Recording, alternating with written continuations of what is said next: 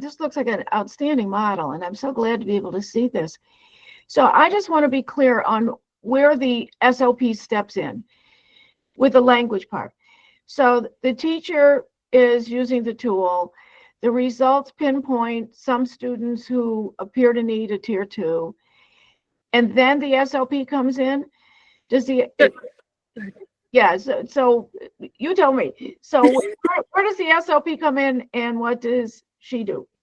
So the SLP is consulting and working with the gen ed teacher and the whole data team. Like in our district, that includes the administrator, instructional coach, and gen ed teacher, usually, sometimes the school psych. So after the teacher has a concern and completes the survey assessment of language, that is when they bring it to the SLP and we consult on what those results indicate, where it identified areas of need, that sort of thing. And we assign the intervention in Amplio.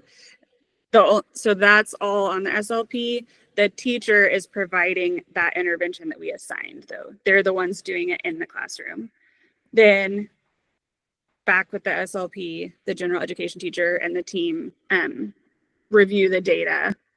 Once they've been doing interventions, the SLP could recommend a change in the intervention, or the team could decide a change of frequency, whatever. And then once it's moving, we've either decided, yeah, they're doing great, they're exiting the MTSS process. Okay, great. So we didn't ever have to do a review of existing data because it was all on the MTSS process, considered general education. If they are still having areas of need, or we're just not sure, and the team says we need to move forward with an evaluation, that is when we complete a review of existing data and the SLP would evaluate. So the SLP doesn't really need to see the kid. Right. Until it gets to the point of the kid's really not going anywhere, we need an eval. Yes.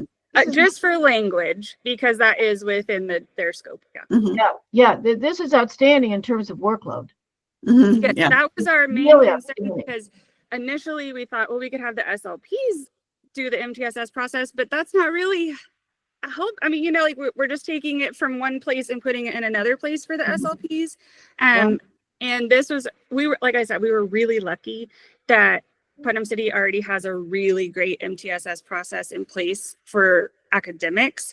So our teachers are used to this process. In fact, I have a flow chart that I made that compares the process.